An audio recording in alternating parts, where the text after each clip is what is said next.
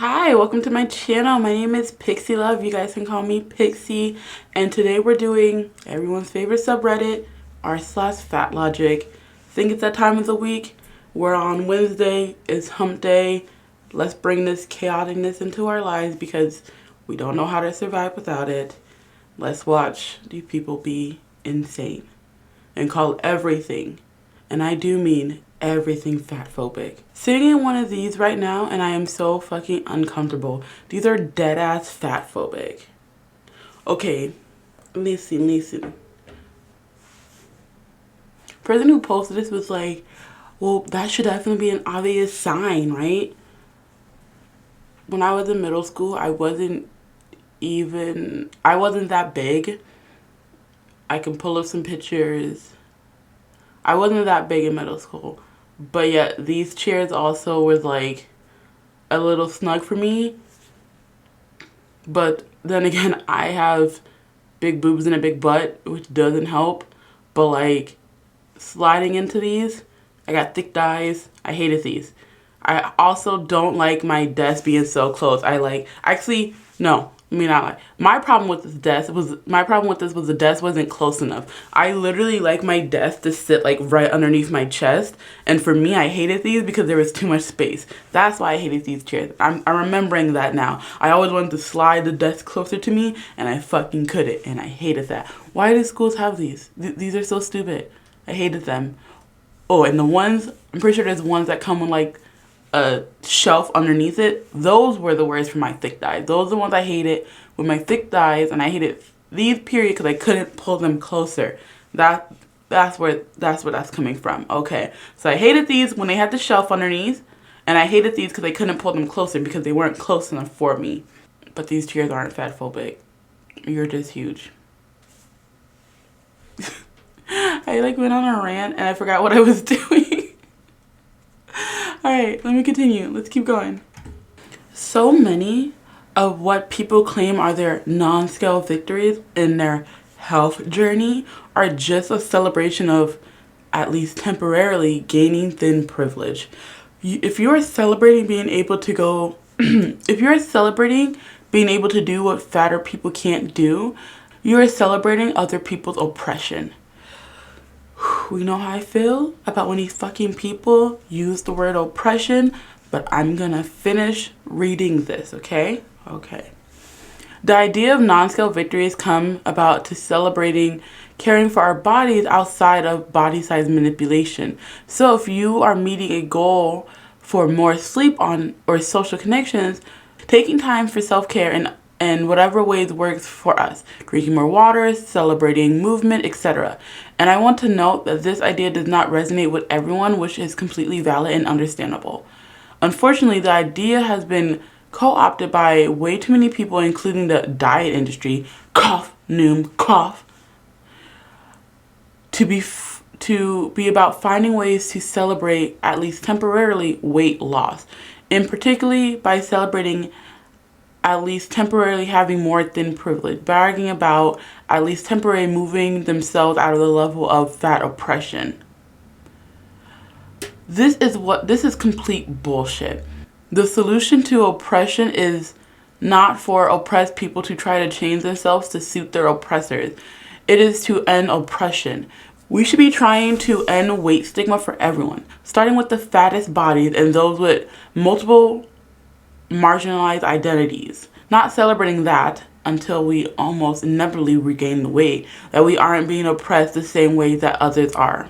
Non-scale victories is a really great way for people who are trying to lose weight to notice things like a pair of pants that was a little tight got on pretty easily this time, or your favorite shirt is fitting you just right, or you were able to walk up and down the flight of stairs and you're not out of breath. Those things are like those are non-scale victories. Things you notice about your body without having to step on the scale, seeing like you lost the weight. Okay? Now, I love how they had to make sure that they kept saying temporarily, just to let people know, like, you're gonna gain the weight back. Like, it's coming back temporarily. You're gonna get fat again. And I feel like when people do things like focus on non-scale victories and focus on eating properly and focus on working on your body and not just focusing on trying to lose weight, when you do those things, your weight loss will be more permanent because you're trying to take things in a positive, healthy way. You're not trying to stare at a number on a scale every day. This lady is just, okay, let's talk about how she said the whole oppression thing.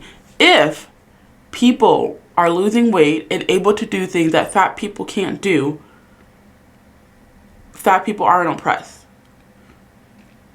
And I say that because if all you have to do is lose the weight to do things that these people can do now, if that's literally all you had to do, then you're not oppressed. Like I said, I can't change the fact that I'm a woman. I can't change the fact that I'm a black woman. I can't change the fact that I'm a black woman in America right now. I guess technically I can. But I can't change these facts right now, okay? My best friend can't change the fact that she's bisexual. My sister can't change the fact that she's a lesbian. These things people can't change and have been and currently are being oppressed for those things. What you can change is your weight. And if you are seeing people who lose weight and are now doing the things like you said you were oppressed because you couldn't do, wouldn't that let you know that, maybe I should just lose weight? And listen, I'm not saying you have to lose weight, but if you are complaining about things you can't do because of your weight, then you should change it. Or just don't complain about it. If you are truly, truly fat and happy and healthy, if you're truly all those things, then you shouldn't be online complaining about being fat and healthy and happy. Because if you were happy, you wouldn't be complaining. Do you understand that? Do you get that? Because you don't, when you guys talk about how happy and healthy you are and your bodies and shit like that, but then you go around and say, we're being oppressed. Oppression is not a happy thing. I don't think you can be oppressed and happy. So which one is it? Are you oppressed or are you fucking happy? You have far less control over your body shape than you have been made to believe. My friends, if you are at a healthy weight, whatever your body shape is at that healthy weight, you don't have any control over that. And still you can do things to change that shape. If you are straight, sorry, my camera's messing up. Don't touch it. If you are a straight size, as some people like to say, you know, if you're straight and you don't have any curves, if you do some leg day at the gym, focus on your quads, focus on your thighs, you can become a little curvier. You can bulk up your thighs a little bit. You can slightly change your shape. You know, you can't make your waist super tiny and your hips super, you can't do those things. But if you are 300 pounds and you're looking a little round, if you lose some weight, you'll change your shape. You know, I'm just saying, it will work. And if you watch my r/progress pics video, you will see that when you lose weight, your shape changes. So there you go for lying. Hey, if you guys are enjoying this video, make sure you guys like down below. If you enjoy me, make sure you subscribe because I do videos like this all the time. And let's get back to the craziness. I'm going to read this, I'm going to take it in, and then I'm going to respond to this because I have not read this at all. I saw the words racism and fatphobic in the same sentence. I was like, let me, a non-white person, give my opinion on it. I don't know who posted this. I don't know if it was a black person who posted this. But I'm just going to give my opinion on it as also a fat black person. Lily, please go away right now, mama. Okay. Racism is the missing element that explains the origin of fat phobia and the development of the slender ideal. Fat phobia is rooted in racism, and I will amplify the point over and over again. Read Sabrina String's book, Fearing the Black Body. it goes into great detail about how thinness became equivalent to whiteness. It ain't just about the frivolous self-love. This is about dismantle systematic racism against larger bodies among the most marginalized group of us. Body positive wasn't designed to ego boost thin people who force roles for attention. Body positive had the aim of dismantling systematic fat phobia and the racism deeply embedded, rooted into anti-fatness. People, fat phobia is racism, and more people need to be reminded of that. The only place where I can see where this is coming from, and this is where I'm going to go, because they're saying it's deeply rooted in racism. It's not deeply rooted into racism. It has become more about racism because over the years, you know, I'm not going to say black people, just black people, but especially Southern people, but black people, we love our sodium, and we love to season our food, we love to deep fry our food, and we just love to eat our food in a very unhealthy way, which tends to make black people fatter. That's just the truth of the matter. But there's like this thing where they're making it seem like all black women are fat. And I used to hate when I heard shit like this, because like literally a lot of the black women I have been around are all skinny, okay? My grandmother was the only one besides me in my family who's overweight, or at least morbidly overweight. And I say at least morbidly overweight because black women do tend to be overweight because our bodies hold fat differently than white bodies. And that's where I think this idea is coming from when it comes to BMI. That's why I think BMI should be changed to at least contribute different body types, because there are different body types that naturally hold fat differently. Like I said, I've talked about it plenty of times. I am a naturally curvy woman. My sisters are all naturally curvy women. We hold more fat in our thighs and our bums than white women who aren't naturally curvy. Okay? So that's why currently my goal weight is only 180 pounds when according to BMI I should be 140. I've also been thinking about maybe bringing it down to 160, but I think once I'm at 180 pounds, because I remember how I looked when I was 180 and I was looking like a snack. Just saying. So annoying because they're just trying to make it seem like black women are fat. Literally on both sides of my family, besides the older generation of women, most of like the younger women, like my aunts and my siblings and my cousins, they're all skinny. And maybe it's just my generation that I'm thinking about, but like literally, they're all skinny. And the people I know from going to school, like yeah, there's a few big black girls that I can think of. I can think of two off the top of my head from two different schools besides me. That's it. Two big black girls that I went to school with. And I've lived everywhere, guys. I'm literally trying to think if there's more than two girls that I can remember that were bigger. And I can't.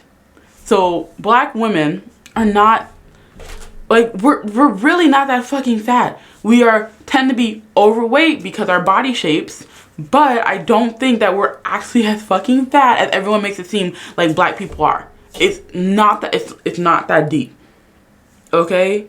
And most black men, once again, that I know from going to school with and my family, most of them are healthy, athletic men. So where is this fucking notion coming from that black people are so fucking fat? I don't understand it. And it could just be my view. Like, I know I've seen big black people. I'm not saying that we don't fucking exist, but so do big fucking white people. Like, it's the same fucking shit. I don't understand why you're saying this is so deeply rooted in fucking racism. It's not. It's not that deep. Do not lump us with racism, because racism and fatphobia is not the same fucking shit. Because at the end of the day, we can't change being black, but we can change being fat. And I don't know about any other black person, but I'm just going to throw this out here. Ask a fat black person if you're friends with them. Listen, you fat activist people and stuff like that, go ask a fat black person, a random fat, not one of your friends in your group, ask a random one, have you been oppressed more for being fat or for being black? And 99.9% of those people will tell you they have been oppressed more or oppressed for being black and not fat, because those small oppressions, you so call them, do not equate to the shit we've been through because of our color. Do not put racism and fat phobia on the same plate, because they're not the same thing. You know what you can put on the same plate? Racism and homophobia, because we can't change those things, and they both have marginalized fucking oppression because of those things that we can't fucking change about ourselves. Now, with homophobia, you can hide those facts, but I don't think you should have to. You should be allowed to be yourself, and people are oppressed for being their fucking selves. But being fat and being black, you can't equate them, because one of the things are not like the other. The prevalence of eating disorders more than doubled from 2000 to 2006 to 2013 through 2018. Thanks, diet culture. Oh, I got you, because your girl actually looked something up for once. Let me tell you what I looked up. Do you guys want to know what I looked up? I'm gonna tell you. So I wanted to look, when did binge eating disorder become like an official disorder? And so binge eating disorder this is from 8 years ago, okay? Back in 2013, okay? Binge eating disorder is an official eating disorder diagnosed in the DSM-5, which is associated with the American Psychological Association in May of 2013. DSM stands for Diagnostic and Statistical Manual of Mental Disorders. So you want to know why they doubled in 2013 to 2018? Because a new eating disorder, which is taking over the fucking country, was added. And it's considered an eating disorder, which is binge eating disorder, which most overweight people have, not all. Like I said, most overweight people do have this eating disorder and don't even realize it. And that is why eating disorders, in my personal opinion, have doubled since those terms. Not thanks to fucking diet culture, probably thanks to the health at every size movement and body positivity. So thanks to you guys, fucking eating disorders have doubled. You caught yourself. And I'm so happy. Oh my god, when I saw, like, you guys used 2013, and when I looked it up and it said 2013, I was like, I got your ass. I fucking got you guys. Look at you. You want to talk about shit you don't know. I don't know what I'm talking about either, but I googled it, so now I know what I'm talking about. Hello, fellow fats. You're looking dashing today. Imagine not being fat. What a tragedy. And see, this is what I'm going to say about this. And I've talked about this before, but I'm going to keep talking about these things because I don't think people actually realize how this is an issue, because it also happens in the black community and it pisses me off. If you want to be inclusive and you want to be included, do not separate yourself into a certain group. Okay? You want to be included in the topic, and you want to be included in clothing designs and blah, blah, blah, blah. You want to be treated like a person, right? But yet you take your group and you separate yourselves from everyone else. Instead of trying to work with the people that you want, instead of trying to work with, let's just think from your point of view. Your point of view, the skinnies run the world, right? And they have control over everything, right? Yet what you are doing is you're taking you and all your fat people and you're separating yourselves from the skinny people who are in charge, and you're yelling at them and you're calling them wrong and you're saying all this shit to them, and they're the ones in your mind who are running shit, and they're the ones who can give you what you want. But instead of, trying to have open conversations with them and trying to be nice with them and trying to talk to them and be included in the conversation, you're yelling at them and telling them they're bad for being fucking skinny. That's going to be my last post. Man, there was a lot of racism thrown in these videos, and I feel like I say it every time. I don't want to make things about race, but that's just how I'm going to compare things, because I can talk about those things. Because in my opinion, the fat activist movement wants to try to be like the civil rights movement. So I'm going to compare them to the movement that they're trying to be when they're not the same thing. And sometimes there are parallels, like in that last post. There are parallels too. And I'm I'm just gonna say my opinion of things. I don't care if people don't agree with me. That's my perception of things. And if you don't agree with me, let me know down in the comments below. Let me know how you feel about those situations. And let me know how you view things, because people of different race and different sizes view things differently than how I view them. Because everyone has a different experience in life based on our traits. Like, I have a different experience in life because of the color of my skin and because of being a big girl. I have a different experience than a skinny white girl. I view the world differently because of my experience. And I don't find anything wrong with that. I am open to conversations with people who are tolerant, and I'm not open to conversations with racism. Okay, you're not going to sit here and call me the N-word and tell me I'm wrong because I'm black. I'm not going to listen to that shit. But I'm willing to listen to other people's perspective, and I have no problem with listening to someone else's perspective. So let me know how you guys feel down below. Let me know how you feel about how I feel down below. Let me know how you guys are doing on your weight loss journey. Let me know how much you guys love me. Let me know how much you guys hate me, if any of you guys hate me. I don't think I have people who hate watch me yet. Not yet. If you guys like me, make sure you guys like down below. If you have something to say, make sure you guys comment down below. If you want to hear more of my lovely voice, you guys can subscribe or follow my podcast called Are What You Ate if you want a different version of me. If you guys want to see my lovely face, follow me on Instagram or on my TikTok. And if you want to have updates about the channel, follow me on Twitter. And with that being said, I'll see you guys later. Bye bye.